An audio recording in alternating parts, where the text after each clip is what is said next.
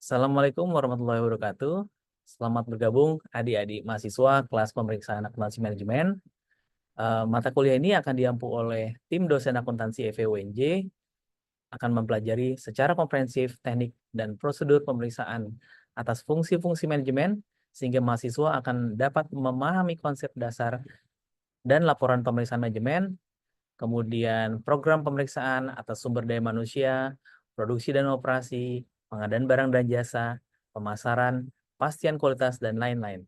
Semoga adik-adik mahasiswa dapat mendapat banyak manfaat dari mata kuliah ini, sehingga menjadi alternatif profesi bagi alumni akuntansi selain berkarir sebagai auditor eksternal. Assalamualaikum warahmatullahi wabarakatuh. Berikut ini adalah video mengenai kasus audit sumber daya manusia.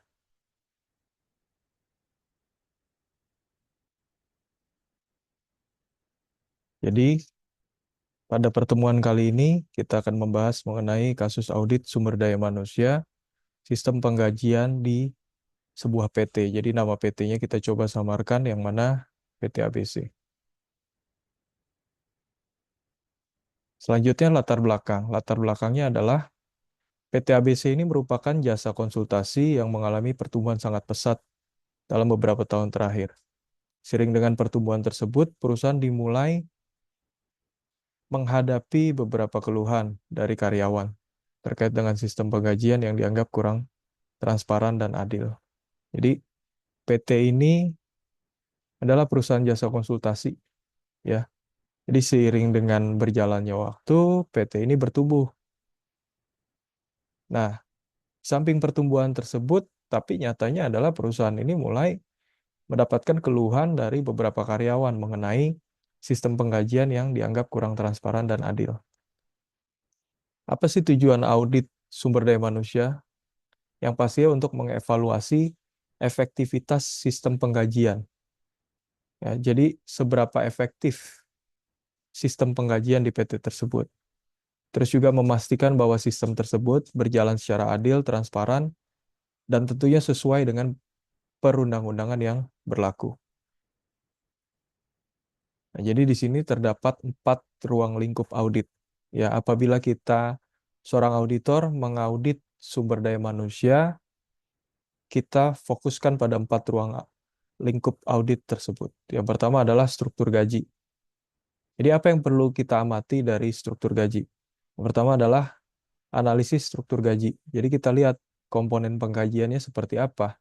Maksud gaji pokok, tunjangan, insentif, mereka polanya seperti apa. Itu kita pelajari dulu dari skema struktur gajinya.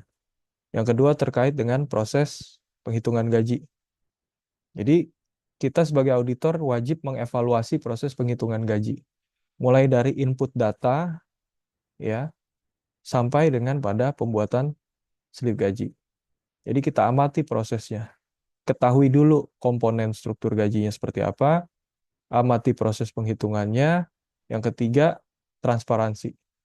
Jadi kita nilai tingkat transparansi sistem penggajiannya bagi karyawan ini seperti apa. Dan keempat, kesesuaian dengan peraturan. Jadi apakah penggajian tersebut sudah sesuai dengan perundang-undangan yang berlaku, sudah sesuai dengan aspek perpajakan, aspek ketenaga kerjaan, serta peraturan di satu perusahaan. Nah, biasanya ada 4 temuan audit yang dihadapi pada saat melakukan audit sumber daya manusia. Yang pertama pasti kurangnya transparansi. Jadi karyawan kurang memahami komponen gaji mereka. Jadi banyak di perusahaan ini tidak terbuka. Jadi hanya dituliskan saja gajinya yang diterima berapa. Tetapi komponen gajinya tidak di breakdown. Nah, itulah yang sering menjadi temuan kita sebagai auditor, di mana komponen gaji tidak dibuka secara jelas oleh perusahaan. Yang kedua terkait inkonsistensi dalam penerapan tunjangan. Jadi tunjangan ini kadang inkonsisten, tidak konsisten. Ya, antara karyawan yang memiliki jabatan dan tanggung jawab yang sama. Nah, biasanya karena ada tumpang tindih nih, tumpang tindih kebijakan. Ya, yang satu karyawannya kerjanya sama. Yang satu lagi ada karyawan juga kerjanya sama. Tapi si A dapat tunjangan lebih gede, si B dapat tunjangan lebih kecil. Nah, ini sistemnya seperti apa? Ya. Kenapa demikian? Karena tidak ada kriteria yang jelas dalam pemberian tunjangan. Jadi, teman-teman juga sebagai auditor perlu melihat fenomena ini. Ya, biasanya perusahaan ini uh, tidak menetapkan KPI atau Key Performance Index secara jelas. Yang ketiga, sering juga terjadi kesalahan penghitungan gaji. Ya, ditemukan beberapa kesalahan penghitungan gaji baik dalam jumlah maupun komponen gaji. Jadi pertama karena komponennya tidak transparan, otomatis akan menimbulkan kesalahan dalam penghitungan gaji. Yang keempat, sistem informasi gaji yang kurang memadai.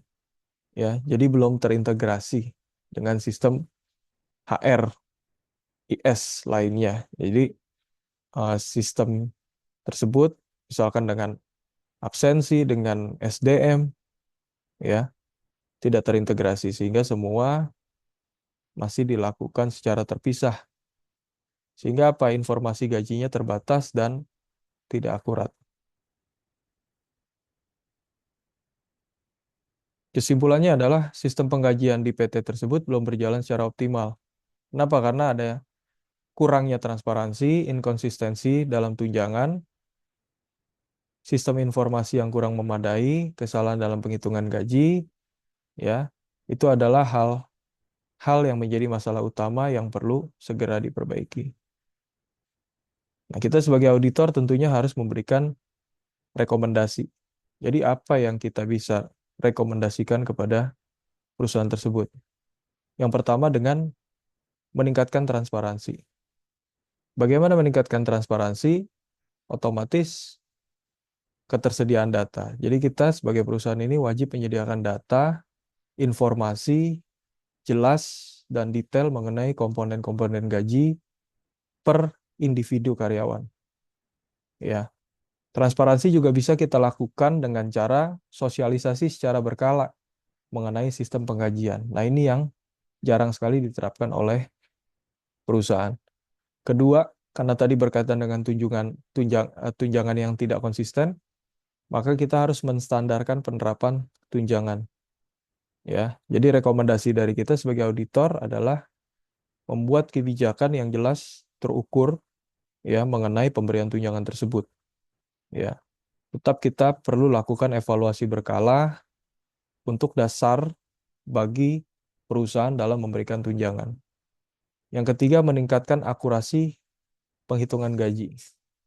Caranya seperti apa? Kita perlu melakukan review dan perbaikan terhadap sistem penggajian. Yang kedua juga bisa kita lakukan melalui audit internal secara berkala.